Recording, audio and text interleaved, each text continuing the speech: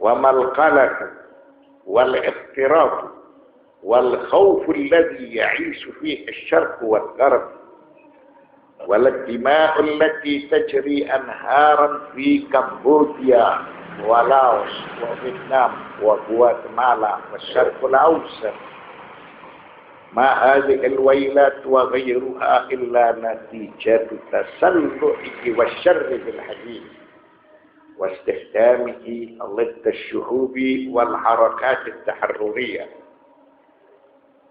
Maka tentunya kegelisahan, kecemasan, keguncangan yang meliputi manusia yang berada di belahan timur dan barat, begitu juga darah-darah segar yang tertumpah di Kamboja, Laos, Vietnam, Guatemala, Timur Tengah,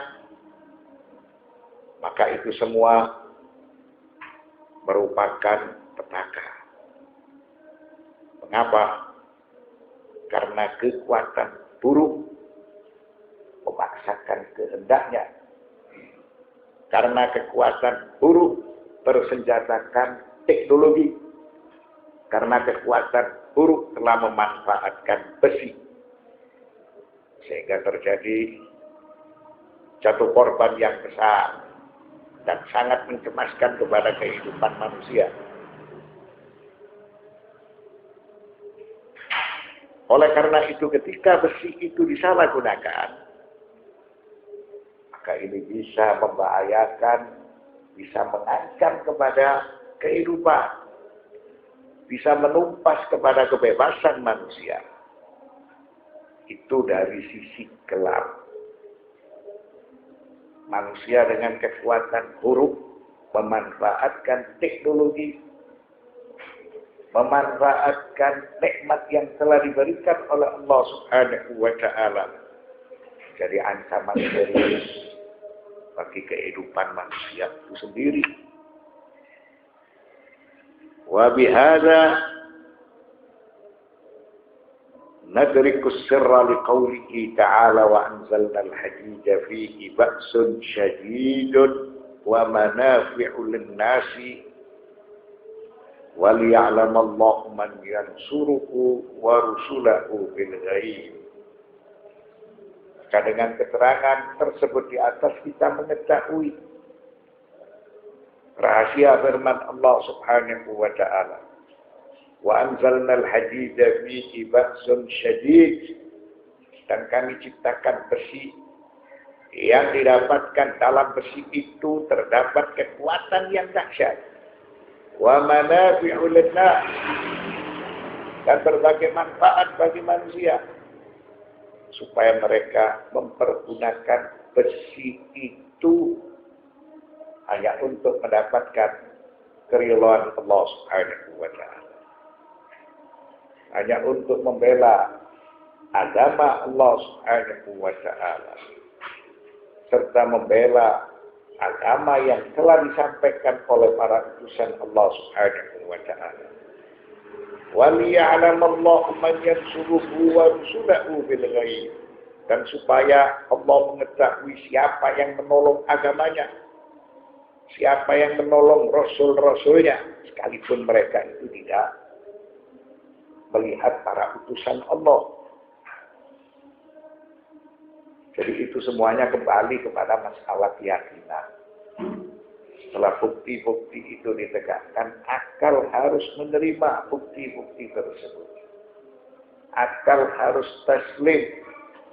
Setelah itu, akal setelah menerima dan taslim, maka dia dituntut untuk memiliki konsekuensi. Apa konsekuensinya? Sebagaimana yang telah dijelaskan dalam ayat tersebut, وَلِيَعْلَمَ مَنْ يَنْصُرُهُ وَرُسُلَهُ بِالْغَيْبِ, dan supaya Allah mengetahui siapa yang menolong agamanya dan rasul-rasulnya, padahal Allah itu tidak dilihat, tapi tetap dia membela kepada Allah karena Allah sudah memberikan bukti-bukti. Dia membela kepada para utusan Allah karena para utusan Allah sudah memberikan bukti-bukti yang nyata. Oleh karena itu mereka harus diperjuangkan. Mereka harus dibela. Nah, Allah menciptakan besi untuk menguji para hamba serta menguji kebaikan dan keburukan dalam hati mereka.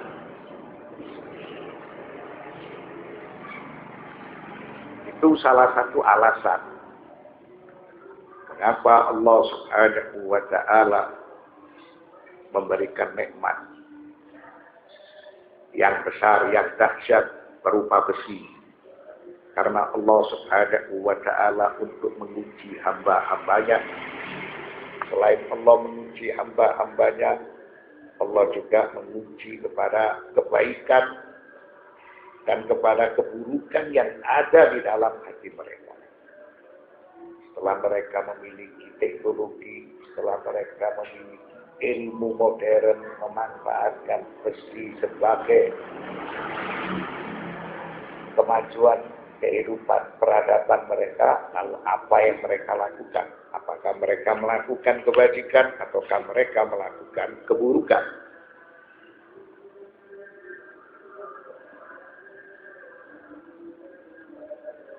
Wa yuzhiruhu 'alaman ila 'alamil wujud wal 'iyan kay yumayyiz al-khabith alladhi yattakhidhu min al-quwwati adatan li ahwa'ihi wa aghradihi yumayyizuhu min at-tayyib alladhi yara al-quwwata ni'matan min Allah wa yastaghilluha li manfa'ati an-nasi syakaran lillahi 'ala ni'matihi. Allah Subhanahu wa ta'ala menampakkan besi di alam nyata, di alam wujud. Mengapa? Supaya seseorang bisa membedakan keburukan dari perangkat besi yang tangguh untuk dijadikannya sebagai alat memenuhi tujuan hawa nafsunya. Jadi setelah mereka memiliki teknologi, setelah mereka memiliki ilmu modern, memanfaatkan besi itu menjadi berbagai macam fasilitas. Mereka ini berbuat baik atau mereka ini berbuat buruk. Nah, ini maksudnya Allah menguji kepada mereka. Apakah mereka ini tergolong dari hamba-hamba yang bersyukur, memanfaatkan besi dan teknologi itu sebagai suatu nikmat yang besar dari Allah Subhanahu wa ta'ala, kemudian mereka syukuri, atau sebaliknya,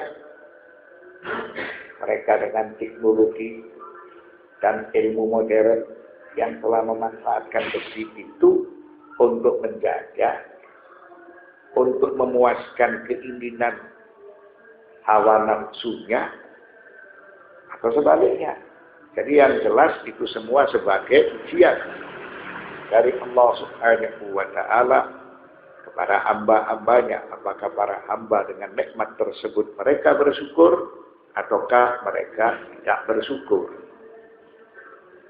Innallaha qawiyyun aziz. Allah berfirman, sesungguhnya Allah Maha Kuat lagi Maha Perkasa. Yantaqimu minat tughati adh-dhalamata bi aydil muhaqqin alladzina la yabtaguna min hadhihi al-hayati illa al-hurriyata wal 'adla wal 'aisha ma'al jami' fi hudu'in wa aman. Allah Subhanahu wa ta'ala adalah Zat Al-Muntaqim, Dialah yang menindak, membalas kezaliman dari para durjana. Allah membalas mereka dari tangan hamba-hambanya yang mencari keadilan. Serta mereka yang hidup berdampingan dengan semua manusia dalam keadaan aman dan dalam keadaan santosa, tidak membuat suatu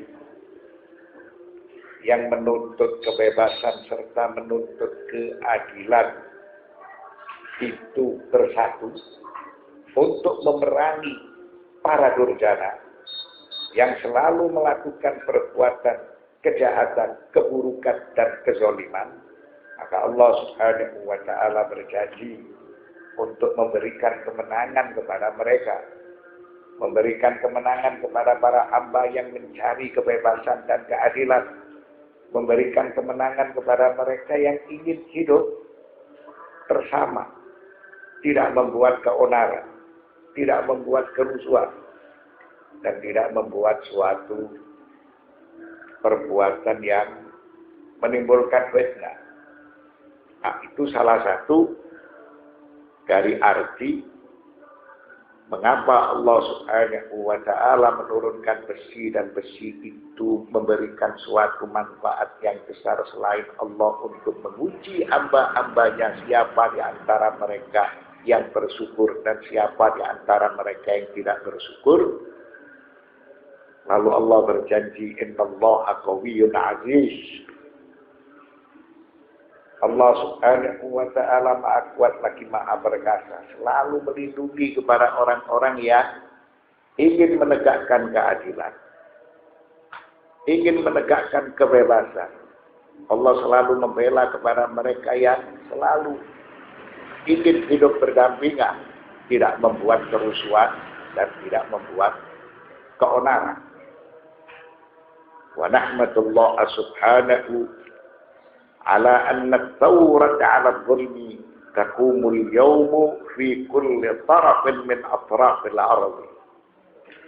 Wa laysa man shakka anna hadhihi at-tawrat quwwatun ilahiyyah لا مرد لها ما دامت تبتغي الحق والعدل أما جزاء الطغاة في الآخرة فجهنم وبئس المصير. Kami memuji kepada Allah Subhanahu wa Ta'ala bahwa sekarang revolusi melawan kezaliman menyeruak di seluruh penjuru bumi, dan tidak diragukan bahwa tuntutan mereka, revolusi mereka sebagai kekuatan Tuhan. Maka tidak ada yang menolak, bahkan semua mendukung selama api revolusi menuntut kebenaran dan keadilan.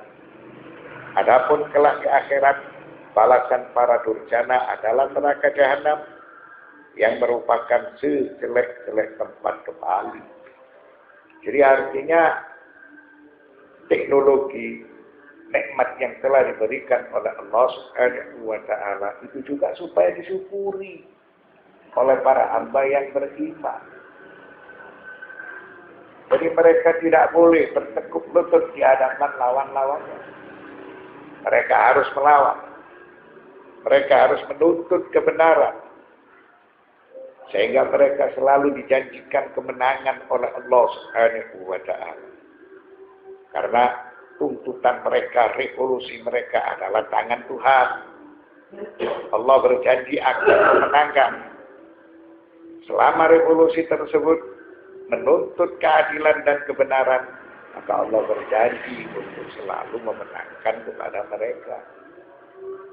Jadi nikmat itu jangan dimonopoli oleh musuh-musuh dari orang-orang yang beriman. Orang-orang yang beriman harus mensyukuri kepada nikmat yang telah diberikan oleh Allah Subhanahu wa Ta'ala. Artinya mereka harus memiliki teknologi. Mereka harus memiliki ilmu modern. Sehingga mereka tidak tertinggal dengan musuh-musuhnya di dalam masalah kemajuan ilmu dan di dalam masalah teknologi.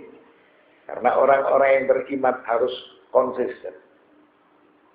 Mereka menjadi orang-orang yang taat hukum, menegakkan perintah-perintah Allah, menjauhi larangan-larangan Allah.